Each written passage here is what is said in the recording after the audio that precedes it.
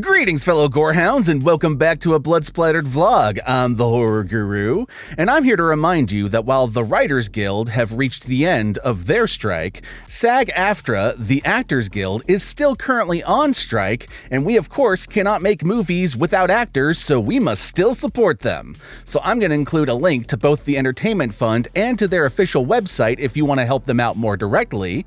And as I usually say in these intros, the corporates, support the unions, and let's get back to this review.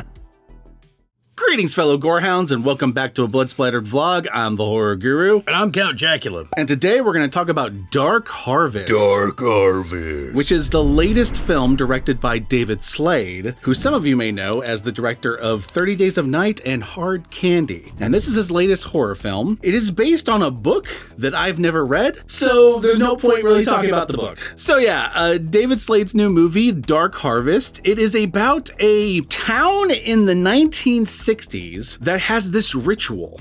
Every Halloween night, this scarecrow monster named Sawtooth Jack arises from the cornfield and begins a march straight towards this church in the center of town. And if it reaches and accomplishes this journey to the church, they will have a terrible harvest the next year. Like a Dust Bowl situation is basically how they describe it. So, in order to combat this bad omen, the ritual involves them starving their military-age sons. You heard that right? They're military-age sons. They starve them for 3 days and then set them loose on the town on the hunt for Sawtooth Jack. Whoever kills and eats the remains of Sawtooth Jack will be the winner of this competition, and whoever wins the competition will get a shiny new Corvette and a bunch of money to leave town and travel the world. And that is the basic premise of Dark Harvest. But the movie actually is following a character named Richie, who is the little brother of last year's winner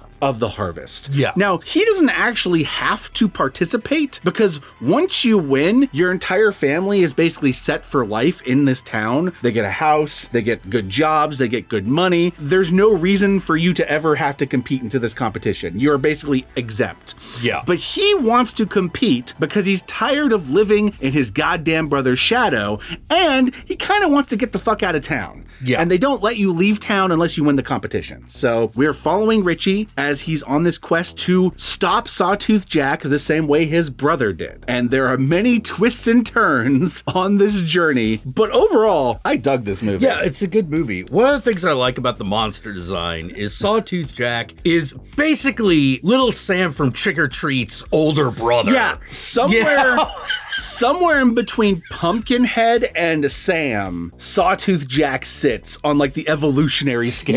Yeah, because Sawtooth Jack is a pumpkin monster. Mm-hmm. You know, he's got a big pumpkin head, and he's tall and lanky. He's kind of like a terrifying version of Jack Pumpkinhead from Return to Oz, now that I think about it. He breathes fire. But yeah, he breathes fire. He's brutal. Mm-hmm. It's so great when he starts killing people because he just fucking cuts them in half. Absolutely. This movie is like a combination of something like Pumpkinhead, where you have a monster running around just slaughtering people, but it's also like Battle Royale. Yeah. Where you have these starved, angry teenagers killing each other because they're so hungry and scared and they have no idea what they're doing. Yeah, they have no idea what they're doing. It's like, yeah, here, kill a monster. Wait, what? Desperately hoping that one of them will accomplish this goal and they can actually like go home and eat. Yeah. The basic theme of this movie, put succinctly, is fuck tradition. I believe in the movie they say fuck the rules is the reoccurring line, but really what they're talking about isn't rules, it's the tradition of the town. Yeah. Sawtooth Jack keeps returning every year, and the winners keep mysteriously leaving town and then never to be seen again. No one knows for sure if they're actually traveling the world or if something else happened to them. Yeah, all they know is they disappear and never return. You know? And everyone else is stuck in what feels like a town of manufactured poverty. Yes. Yeah. The fact that they can just give you a house and give you a job and give you an income means that there's no reason for anyone else to be in that poor side of town unless they're choosing to have a poor section of town so they can do this game every year. Yeah. And what I kind of like about this movie is that you can take it as a fun, gory, but fucked up and dark Halloween movie, but you can also take in all the social commentary layers in the movie. Yeah. Like, you can choose to ignore that and just enjoy the blood and guts and the mayhem, but if you want to engage in the social commentary, there's a lot here. There's a lot to chew on.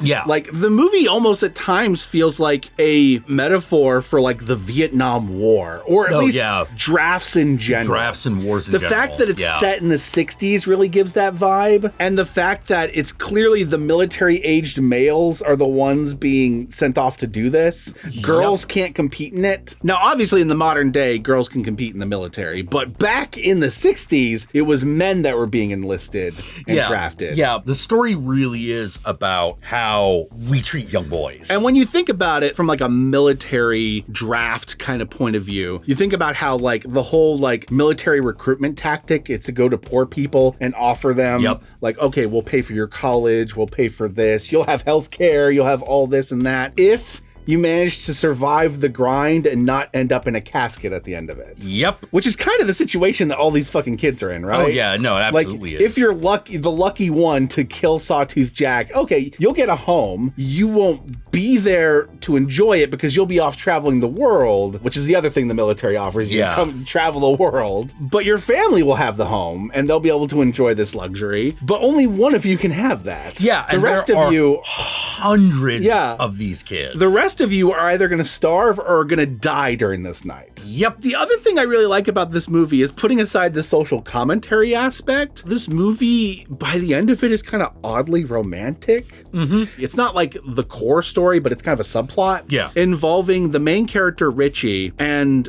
Kelly, I think is her name. I think her name is Kelly, yeah. This black girl who's from out of town. And there's this like budding relationship between the two of them that starts off with like a meet cute at the beginning of the movie when he like is avoiding the bullies and runs into her, and then over the course of the turmoil of the night dealing with Sawtooth Jack buds into like a full-on romance. Yeah. Even the romance fits the theme of fuck tradition. Yeah. Because it is a white kid and a black girl in the 60s. In the 60s. Yeah, you also get the feeling that it's a bit of a sundown town. Oh, 100%. But the other thing, if none of that interests you, this movie has a ton of awesome practical gore effects that will keep you entertained from start to finish. There's one with a cellar door that's awesome. Oh, that one's straight up Kubrickian. Oh, yeah. That whole time, I'm just looking at that door going, oh, please, oh, please, oh, please, oh, please, oh, please. This is also one of those movies where they set up a bunch of characters that you expect to last longer than they do, and then they're just fucking slaughtered. Oh, yeah, just unceremoniously done. And they're gonna be done in the most fucking like brutal fashion too. Yeah. I also just like the vibes of this movie. Even though it's set in the 60s, there's obviously a part of this town that's stuck in the past. Yeah. Like there's even greasers running around. Yeah. Yeah, even though it's like 65. Yeah, exactly. You know, and you're like, I don't know, is greaser still a thing in 65? No, but in this town it makes sense. Yeah, but in this town it is. Because this town is backwards, you know? It's just purely visual. They never comment on it. Yeah. My only real criticism of this movie, well, the first one is it's a very exposition heavy movie, but I can't blame them because there's a lot going on here. Yeah. But the other one is there are times where I feel like the editing is a little clunky. Oh, I agree. Yeah. A great example, there's a point in which Richie and Kelly confront Sawtooth Jack, and Sawtooth Jack like disappears. Like you got Richie and Kelly confronting Sawtooth Jack here, and then another character comes over here with a gun, and these characters turn to confront that guy, and then Sawtooth Jack, it's like the scene forgets about him. Yeah, because it's not like, oh my God, there's two things happening. It is literally, we're dealing with this now. And then it was like Sawtooth Jack wasn't over there a minute ago. Yeah. And you're like, did he just walk away? Was it just like, oh, I guess I'm off screen. I don't exist anymore. Bye. What happened? Yeah, I don't know. It was a little awkward. And there are small moments throughout the movie like that, but that was the most egregious one where I was just like, the editing felt a little that weird. was the one. Like, I can deal with like a monster just appearing places. Yeah. But that felt like something was supposed to happen there. I'm suspecting, since the movie is so exposition heavy, there might have been even more stuff filmed for this movie that might have got cut down. Yeah. Because the movie as it is moves really fast. Yeah, it's really brisk. It's a really brisk movie, and I imagine there might have been some stuff trimmed that added to the clunkiness, but made the movie move faster. That's my guess. Yeah, I have no idea. So anyway, Dark Harvest is currently available on just about every platform you can rent a movie on. I highly recommend you do before the spooky season ends, because This is very much a Halloween This movie. is a Halloween movie. It's set on Halloween. It's got the Halloween vibes, cornfields, pumpkins, a monster with a pumpkin head. You can't miss it this Halloween season. Check it out for yourself. And with that said, my fellow Gorehounds, let us move into the spoilers, because there's actually many twists and turns in this movie that we can spoil. So Yeah. we're going to do that.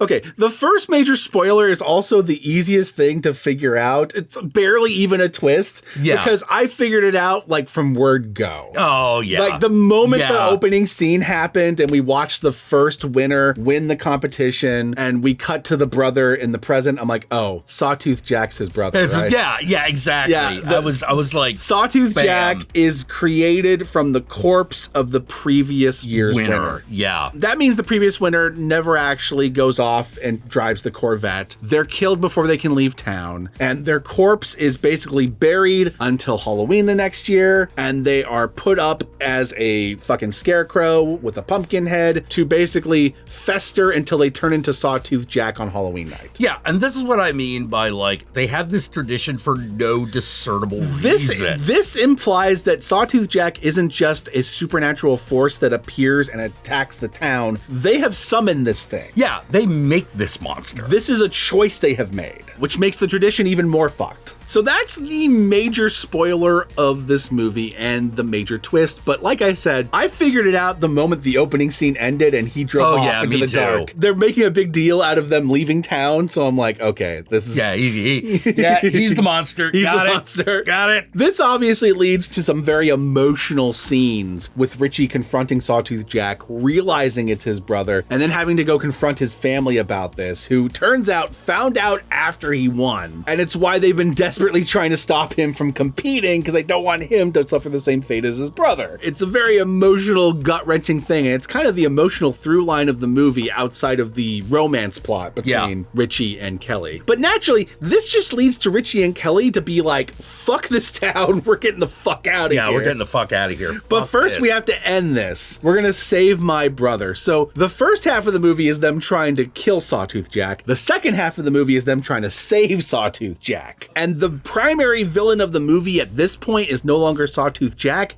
It's now the sheriff. Yep. Who is basically the enforcer of the Harvesters Guild. He's the one who, it turns out, okay, this is the other spoiler. Kelly's family used to live in this town, but then the Vietnam War happened. Yeah. And after the war, the dad settled down in a completely different town. The dad joined the army and left town so that he could avoid participating in the harvest. So the sheriff tracks him down when he gets back stateside, kills him and his wife, and basically forces a scenario so that Kelly has to move in with the aunt who still lives in town. Because you're not supposed to leave this town. Now, mind you, Kelly can't participate in the harvest legally in the town, even though she tries. Yeah. Because she's a girl. And there are a lot of little tip-offs to the fact that they want this slaughter to happen. Yeah. Because it's not like they arm these kids against the monster. No. First off, they starve them. Yeah, first off, they starve them, and you're like, what? Which they say is to make them hungry so that they're like better predators, but that doesn't work for humans. If you starve humans, you make them think less. Yeah. Like they're less able to solve problems. And if you're going to hunt a monster, you want to be able to problem solve, right? Yeah, because there ain't nobody in this town got a flamethrower or anything like that. Which would have been my go-to. Which is why you have this built-in reason why the kids make stupid decisions this entire movie. They're all fucking starving. Yeah. And they've been going crazy for 3 days locked up in their fucking room, you know? Yeah. And they're being told to go out here and hunt a monster that can breathe fire and rip them apart with its fucking bare hands, which it does. Basically, a scenario which leads to his brother as Sawtooth Jack asking Richie to finish him. And so he ends up winning the game by putting his brother out of his misery, even though he's trying to stop the competition. Yeah. And becomes the de facto winner of the competition, even though he's not supposed to. And this leads into the final fucking, like, act of the movie, really. Him and Kelly trying to leave town in the new Corvette he just won from the competition and trying to beat the sheriff before the sheriff can catch them and kill him and start the cycle over again. Yeah. Now, here is the next big spoiler. The sheriff fails. He kills the sheriff, but the keeper of the Sawtooth Jack, the one who actually performs the ritual every year, gets to him before he can get away. So he is turned into Sawtooth Jack. But next big twist. Yeah, next twist. His dad, who has lost his first son to the games, lost his wife when she committed suicide after revealing the truth to her other son about everything, and now has lost his second son to being Sawtooth Jack, kills the fucking dude who performs the ritual, resurrects his son as Sawtooth Jack, and sets forth with his son to burn the entire town down. And oh my God, I want that sequel. I guess. I want that sequel of the dad and Sawtooth Jack burning this fucking place to the ground. Also, Kelly gets away. She drives off into the fucking sunset as far away from the town as fucking possible. Bittersweet ending for her because she lives, but her lover's no longer with her. But it's also kind of a cathartic ending when you get the burn it down moment, right? Bittersweet, dark, and cathartic, all like in a row. Yeah, well, the movie does technically have 3 endings. Yeah, so it's like we couldn't decide on one, so we did all 3, but somehow it works.